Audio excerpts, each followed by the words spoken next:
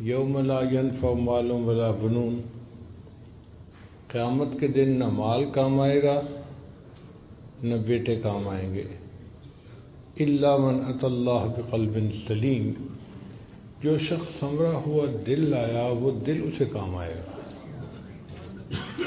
انسان کی زندگی میں 3 دن بہت اہم ہوتے ہیں۔ جس دن بچہ دنیا میں پیدا ہوتا ہے اس دن شیطان بچے کو مس کرتا ہے۔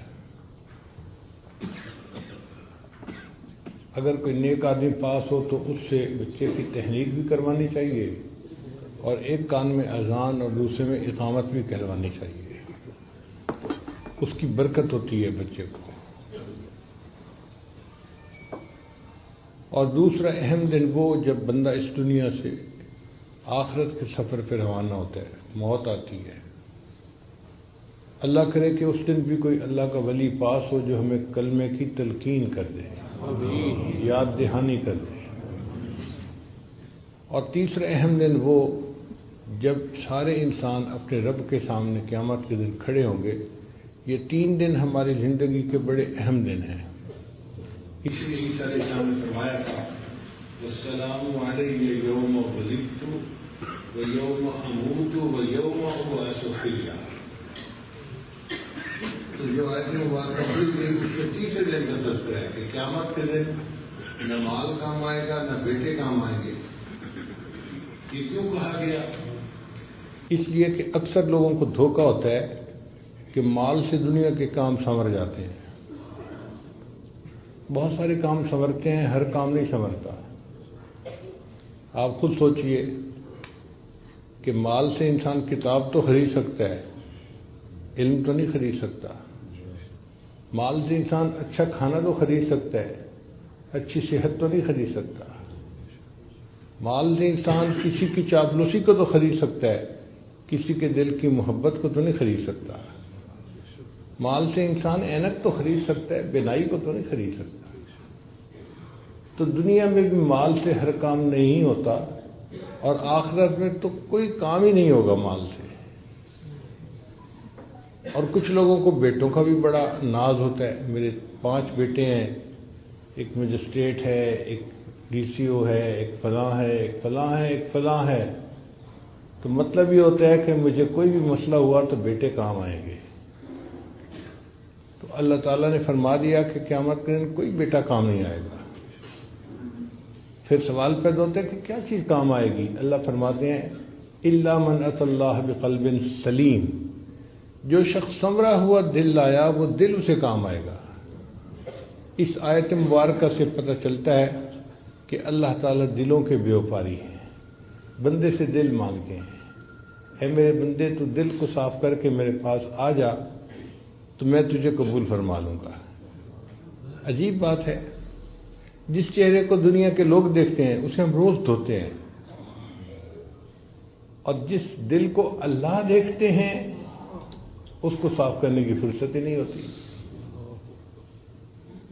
ایک عورت روزانہ 2 گھنٹے اپنے گھر میں لگاتی ہے گھر کو صاف کرنے کے لیے، جھاڑو دیتی ہے، ویکیوم کلینر سے صاف کرتی ہے، ڈسٹنگ یہ وہ، گھر کو چمکا دیتی ہے۔ کوئی پوچھے کہ آپ نے اتنی مشقت کیوں اٹھائی، اتنا ٹائم کیوں لگایا؟ اور یہ اگر گھر گندا ہوگا تو خامن مجھ سے ناراض ہو جائے گا۔ اگر ایک عام گھر کے گندا ہونے سے خامن ناراض ہوتا ہے تو یہ دل تو اللہ رب العزت کا گھر ہے، اگر یہ گندا ہوگا تو اللہ تعالیٰ بھی ناراض ہوں گے۔ چنانچہ حدیث مبارکہ ہے، اللہ تعالیٰ ارشاد فرماتے ہیں کہ لا یسعنی ارضی ولا سمائی، نہ میں زمینوں میں سماتا ہوں نہ میں آسمانوں میں سماتا ہوں، میں مومن بندے کے دل میں سما جاتا ہوں۔ تو مومن کا دل اللہ کا گھر ہے، اللہ کا کوٹھا ہے۔ اس دل کو صاف رکھنا یہ ہماری ذمہ داری ہے۔ طالب علم کے ذہن میں سوال پیدا ہوتا ہے کہ جب یہ دل اللہ کا گھر ہے تو اللہ اسے خود ہی صاف کر لے، ہمیں کیوں حکم دیا صاف کرنے کا؟ علماء نے جواب دیا کہ جب گھر کسی کو استعمال کے لیے کرائے پہ دیا جائے تو گھر کو صاف رکھنا مالک کی ذمہ داری نہیں ہوتی، کرایہ دار کی ذمہ داری ہوتی ہے۔ اس لیے دنیا میں اللہ نے ہمیں حکم دیا میرے بندو تم میرے گھر کو صاف رکھو، اور اگر تم گھر کو گندا رکھو گے تو پھر میں بھی تم سے ناراض ہو جاؤں گا۔ یہ دل انسان کا عجیب ہے۔ نبی اسلام نے ارشاد فرمایا ان فی جسد بنی آدم لمضغہ، بنی آدم کے جسم میں گوشت کا ایک لوتڑا ہے، اذا فسدت فسد الجسد کلہ، جب وہ بگڑتا ہے تو پورے جسم کے اعمال بگڑ جاتے ہیں، اور جب وہ سنورتا ہے تو پورے جسم کے اعمال سنور جاتے ہیں۔ الا وہی القلب، جان لو اس کا نام دل ہے۔ تو دل کے سنورنے سے انسان سنورتا ہے، اور دل کے بگڑنے سے انسان بگڑتا ہے۔ اس لیے ہمیں چاہیے کہ ہم اپنے دلوں پر محنت کریں اور اس کو سنواریں۔ آپ بتائیے، اگر آپ دودھ لینے کے لیے جائیں اور برتن کے اندر گندگی لگی ہو تو کیا دودھ دینے والا دودھ دے دے گا؟ وہ کہے گا میاں صاف برتن لاؤ تب میں اس میں دودھ ڈالوں گا۔ جب دودھ ڈالنے والا گندے برتن میں دودھ ڈالنا پسند نہیں کرتا، اللہ تعالیٰ بھی انسان کے گندے دلوں میں اپنے نور کو ڈالنا پسند نہیں فرماتے۔ وہ بھی کہتے ہیں میرے بندو ذرا اس کو چمکاؤ، اس کو ذرا صاف کرو۔ اب اس دل کو صاف کرنا یہ ہماری ذمہ داری ہے۔ یہ دل کیسے صاف ہوتا ہے؟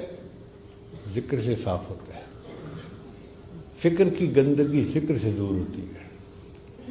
حدیث مبارکہ میں ہے کہ جب بندہ گناہ کرتا ہے تو دل پہ داغ لگ جاتا ہے، نیکی کرتا ہے تو دھل جاتا ہے وہ داغ، اور اگر پھر گناہ کرتا ہے تو اور داغ لگ جاتے ہیں، حتیٰ کہ داغ لگتے لگتے لگتے وہ دل بالکل ہی سیاہ ہو جاتا ہے۔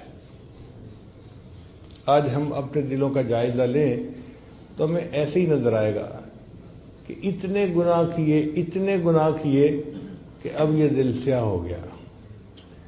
پھر یہ دل سخت ہو جاتا ہے۔ جب ایک طویل مدت غفلت کی گزر جائے نا، اس کا نتیجہ یہ نکلتا ہے کہ دل سیاہ ہو جاتا ہے، دل سخت ہو جاتا ہے۔ زمین کا معاملہ بھی ایسے ہی ہے، اگر کسی زمین پر کاشت نہ کی جائے لمبا عرصہ تو زمین سخت ہو کے بیکار ہو جاتی ہے۔ یہ دل کی زمین بھی ایسی ہے، اس پر محنت نہ کی جائے تو یہ غفلت کی وجہ سے دل سخت ہو جاتا ہے۔ بنی اسرائیل کے بارے میں اللہ فرماتے ہیں فَطَالَ عَلَيْهِمُ الْأَمَدُ فَقَسَتْ قُلُوبُهُمْ، ان پر ایک طویل مدت غفلت کی گزر گئی، ہم نے ان کے دلوں کو سخت کر دیا۔ تو غفلت کا لمبا عرصہ گزر جائے تو دل سخت ہو جاتا ہے، اور پھر اتنا سخت ہوتا ہے کہ پتھر سے بھی آگے نکل جاتا ہے۔ اللہ فرماتے ہیں ثُمَّ قَسَتْ قُلُوبُكُم مِّن بَعْدِ ذَلِكَ فَهِيَ كَالْحِجَارَةِ أَوْ أَشَدُّ قَسْوَةً، یہ پتھر بلکہ پتھروں سے بھی زیادہ سخت ہو گئے۔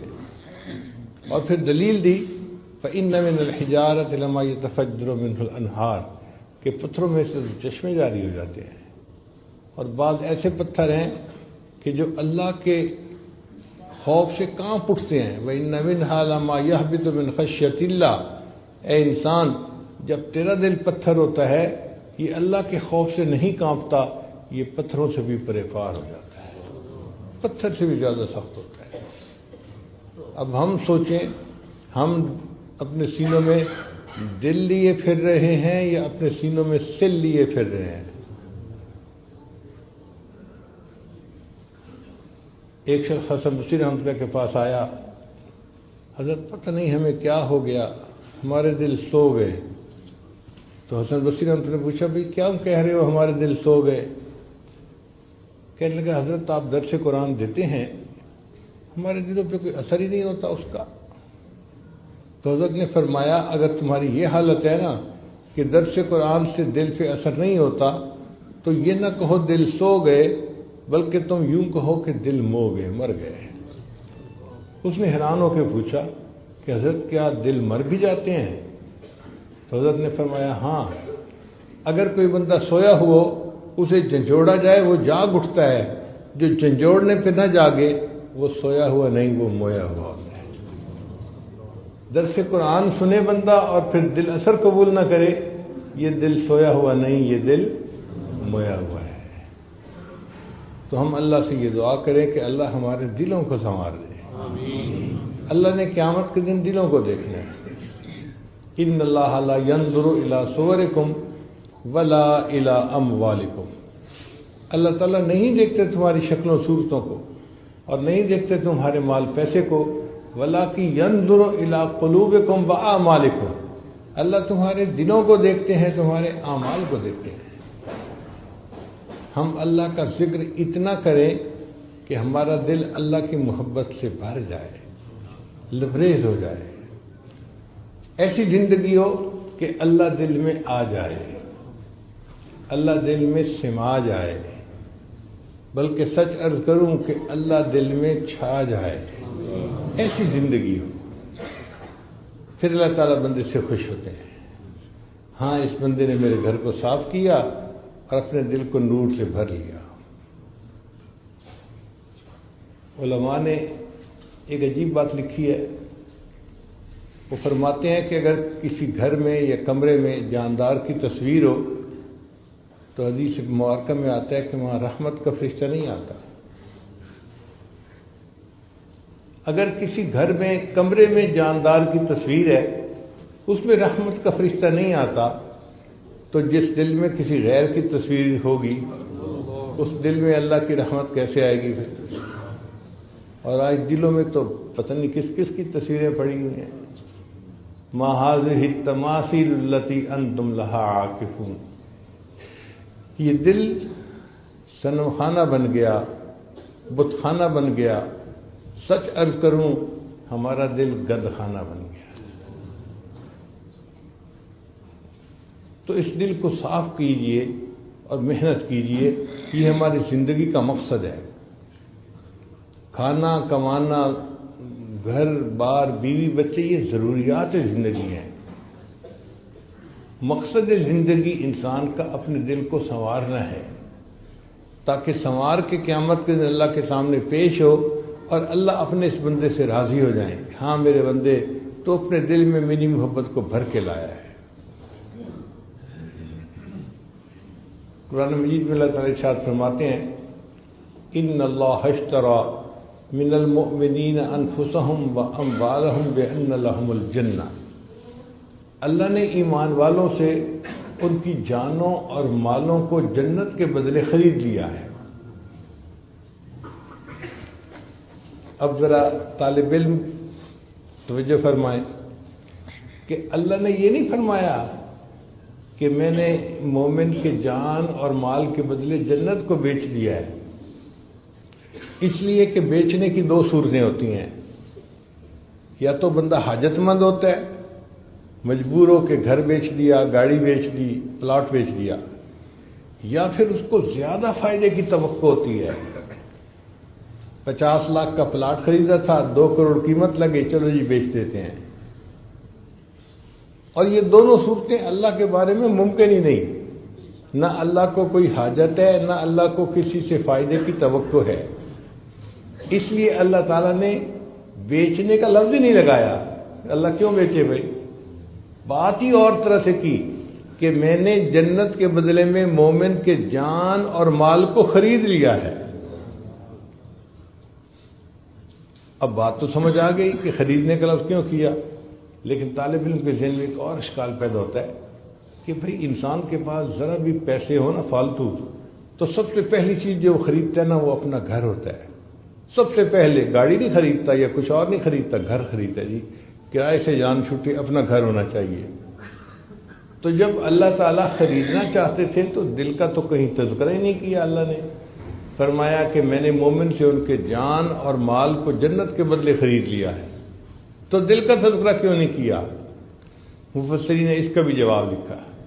انہوں نے فرمایا کہ اللہ نے کہا میرے بندے تیرا دل تو میرے لیے وقف ہو چکا، اور جو وقف کی جائیداد ہوتی ہے نا اس کی بیع و شراء کی اجازت نہیں ہوتی، وہ تو وقف ہے۔ اب دل تو تمہارا تھا ہی میرے لیے وقف، اس کے بعد تمہارے پاس جان اور مال بچا تھا، میں نے اس کو بھی جنت کے بدلے میں خرید لیا ہے۔